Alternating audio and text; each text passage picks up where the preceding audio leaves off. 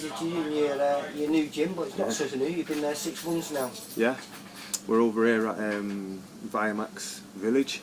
It is. Everything's Viamax around here, isn't it? Yeah. Well, there's a guy who owns all the units and stuff like that. In this little spot here, it's called Samir, a good friend of mine.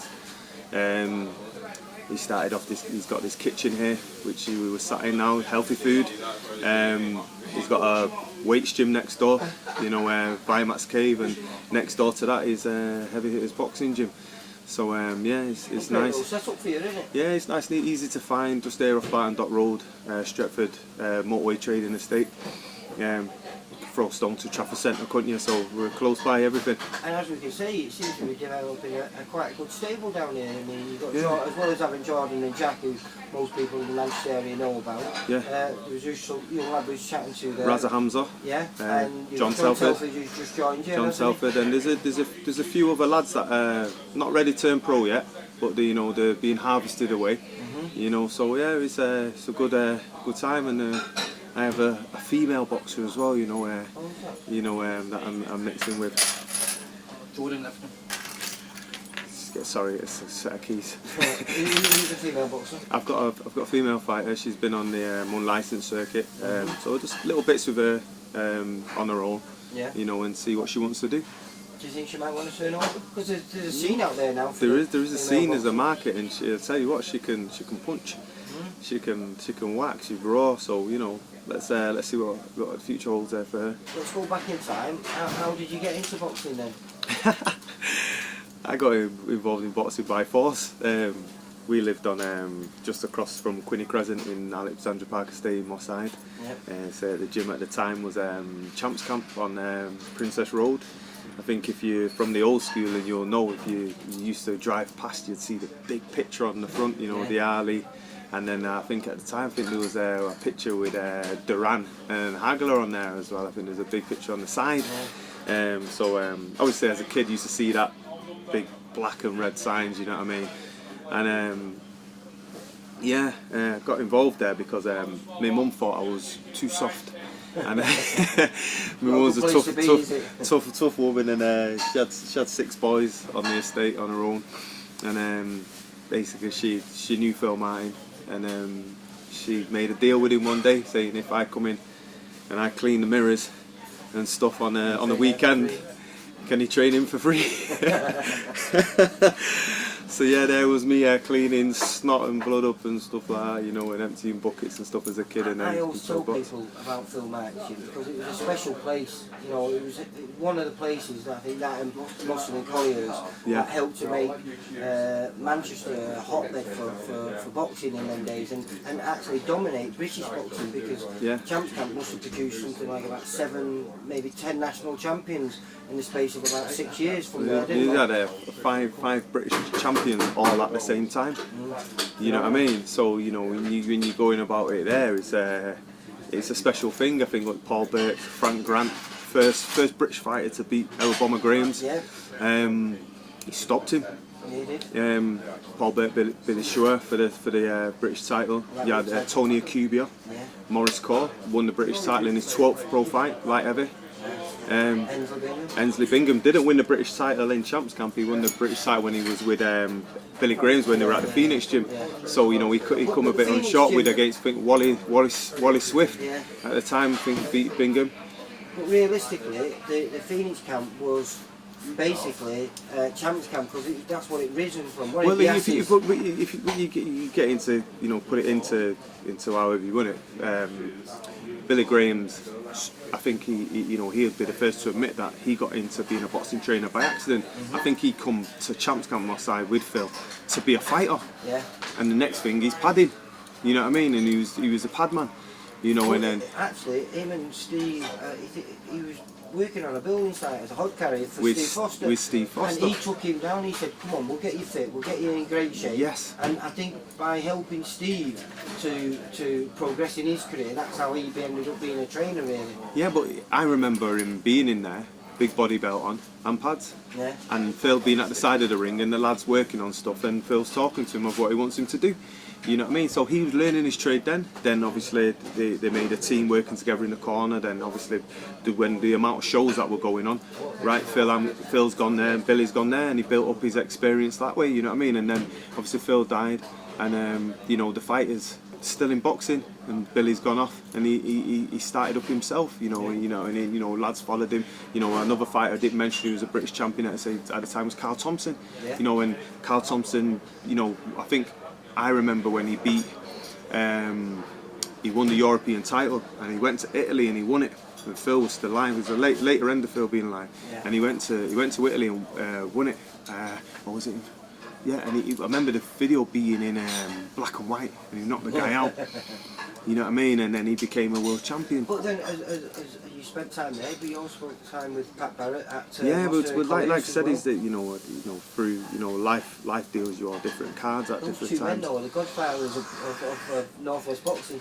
Well, I got to spend time with Brian Hughes and Pat Barrett down there for a while. You know, I used to get picked up off the guy, rest in peace now, a guy called Sidlin Richards.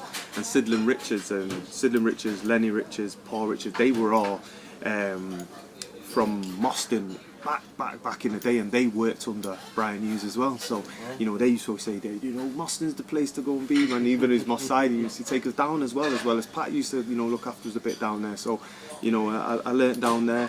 I spent time with Oliver Harrison and his brother Humphrey, you know, boxing down there over there. So I've been around it, you know. Because as well as boxing, you've always been a big fan of the martial arts, which both Oliver and Humphrey came from, wasn't it? Yeah, well, like I said, my uncle, my uncle when I was younger, got me into freestyle kempo as a kid. I did Thai boxing down at Master Toddy's back in the day before Toddy went off to Vegas. You know, I was doing that there, and well, he was the enemy because I used to train at Master Skens. Skens, yes. Toddy was a man who made money out of it, and Sken was a man who made champions. But they all came over from Thailand at the same time, didn't they? You know what I mean? So they all had the same dream and you know, ambition to do what they were doing. You know, and you know, I spent time there. You know, and so I've been around the, you know, different bits of fight circuit. You know, Brazilian Jiu-Jitsu down at Straight Blast Gym with a guy called Carl Tanswell, and Steve Pullen.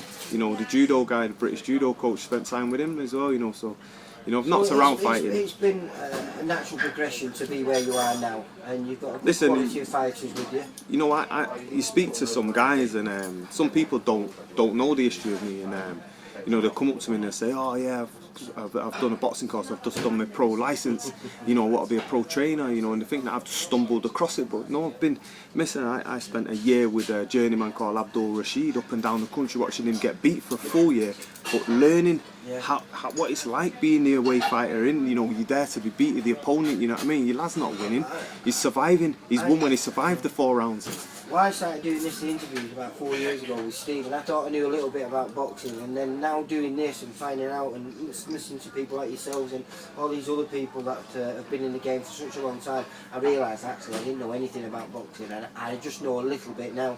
Yeah, because I said to you, you put a video on Facebook of 2 years ago, and it was when Levi Chute boxed Rick Yatton in the amateurs, and if you look into the corner, you zoom in, you see me handing the bucket up to Joe Gallagher as a kid, you know what I mean? And you know, so Joe Gallagher was up and down the country, you know what I mean, learning here, there and everywhere. Man, you know, I went out to LA when I was 16 and spent time at the time Ken Norton had a gym downtown LA, and spent time down there with Mexicans and stuff, you know, as a kid. You know what I mean? So, you know, I've been around it. You know, Manning Galloway came over and fought Eamon Loughran to defend his world title. He got beat. We got to spar with him in the gym because he was housed at Moss Side at Champs Camp. So, you know, I've had a taste of boxing and been around all different types of, I'd call them scholars of the time. You know, from day dot really. You know, Phil Martin. You know, he was the first person to ever hold the pads for me, you know, as a kid. And I remember he did it on his knees. That was 1988. You know what I mean? You know, I've been around a while. Almost 30 years you've been around boxing. Yeah, I started boxing in 1988 was the first time I went into that boxing gym. It's 10. You know what I mean? Years ago. You know, and then as of late, I spent time with Lee Baird for a few years. You know, and you know, learnt a hell of a lot of him. That's what I'm saying. It's a great sport, isn't it? Because you never stop learning, do you? No, you don't. You don't. And what you're hoping for now, because obviously you've got a massive fight coming up for one of your young students in Jack Cattrall. Yeah, Jack's got a massive fight. British title fight, Tyrone Nurse. We're going to Leeds. Great fight. It should have happened a year ago, but you know, let's cut it out. You know, Chris Aston called it excuses, and he put his big statuses up on Facebook. You know, angry typing. You know what I mean? And you know, it wasn't right for us at the time, because what was going on in the backgrounds, we'd have been foolish to have taken the fight and not be fully mentally on it. Yeah. And that's me looking after my lads. You know what I mean? I've just come down here and we're almost 10 weeks out, and he's already looking in fine shape. So he's been in the gym a few weeks already. He's been in, because one thing I do, you've always got to be professional. And there's some lads who go out the gym for ages, balloon up in weight, and most of the camp's fat camp. You can't do that. Be professional in what you're doing. Look at take note from the likes of the Hopkins, people like who went on for years. They were never really that much over the fight weight. You know what I mean? They were professional in what they were doing, not like 2 stone to cut and coming out. It's ridiculous. You know what I mean? And then the fight drained. You know, when the rounds are getting under, been it to the body, and they can't. You know, they're struggling to move the feet. You know, so you know, we're professional all the time, and being in the gyms, learning. You know, you have to give your lads time off. You get stale, go on your holidays. Jack's been away 3 times. You know, and he's had his little bin, and now we're back in the gym and we're harvesting for a big opportunity. So I call it an opportunity, because it is. We're getting the opportunity to fight Tyrone Nurse for his British title. Yeah, in his 3rd defence. He's got it all. Yeah. You get what I'm saying? So yes, we've come up a world ranking, but this is a massive opportunity, Tyrone. Massive for us to fight you in your backyard and take your title off you. And we're not thinking after you, we're thinking for you.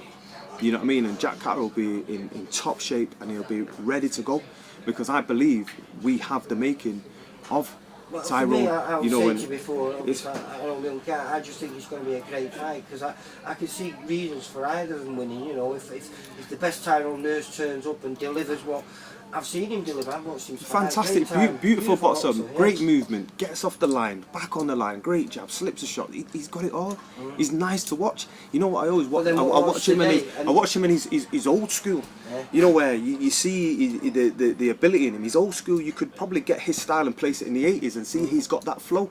And I love that flow. I love to watch it. He's a tough kid as well. You know, he can take a good shot. Listen, he's very tough, because he's been being in the stick of it. And you see him still come through, where you're thinking he's really struggling, and he's there. Great fight, doesn't he? Yeah, and he knows how to pinch and nick and manoeuvre. What is this 40th fight? Yeah. And what does his dad say? He's been sparring top pro since he was 16. Okay.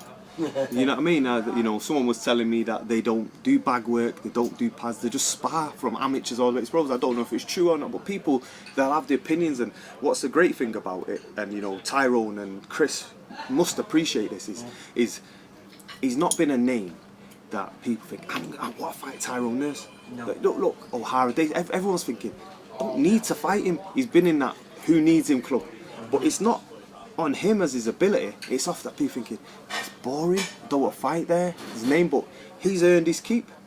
You get what I'm saying? So finally, his name is being spoke of in a great fight, British fight, with another lad coming through, Jack Catterall, who wants to take it from him, and it's building for a great one. You know what I mean? Yeah, so it's great for him. I'm happy for them that they're finally in an opportunity.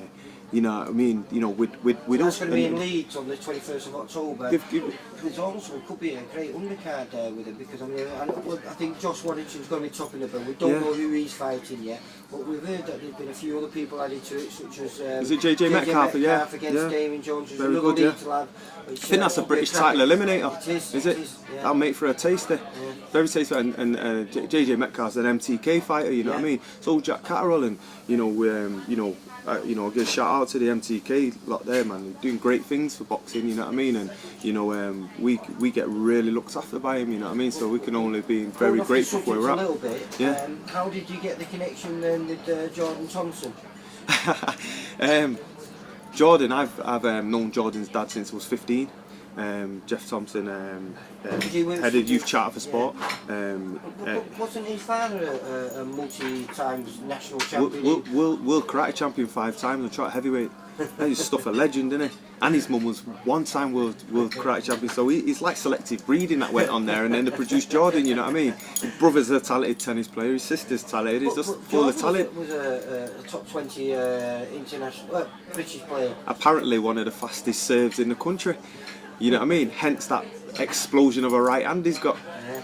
You know what I mean? So yeah, He must get you excited though, mustn't he? I get excited because you know, He's a natural, isn't he? he's a natural, and you know, he's an athlete, and you know, if you look at even with the football and stuff, when they're going and scouting these kids now, they're not just scouting for football, scouting for athletes. Can he jump high? Can he run fast? Can he catch? You know, it's everything, isn't it? I refereed him in a white collar fight a few years ago now. I think he was only about 18 years old. And I looked at him, he knocked my mate out, and I had to referee, I had to stop it, you know. And I just said to him afterwards, I looked at him and I went, you are perfectly, but I said, have you ever boxed amateur? He went, no. I went, well, how did you get like that? I was working with Jordan a long time, from tennis to when he was doing what he was doing. I don't know what he was up to, you know what I mean. And then he eventually come in and done the pro stuff, you know what I mean. And I worked with Jordan, and he's still learning. He's coming on. Listen, you know, we were in Copper Box, and it was, you know, let's take away the fight. There was a lot of learning for Jordan. Float, being on last, the clearing up while you're fighting. You've had your gloves on and off. It's all learning that behind the scenes of how you're being treated, and it gives you that hunger to know that, listen, when I get my opportunity, I'm going to take it both hands and I'm going to move forward with it. And plus, you know, I mean, the guy who was in there, I was saying, you know, he's got a few good wins on his record. Well, I think he'd beat one of our heavyweights on the Victoria Warehouse. So, Lee Carter. Yeah, knocked him out in the first round. So, you know, he had some good wins on his record, that lad.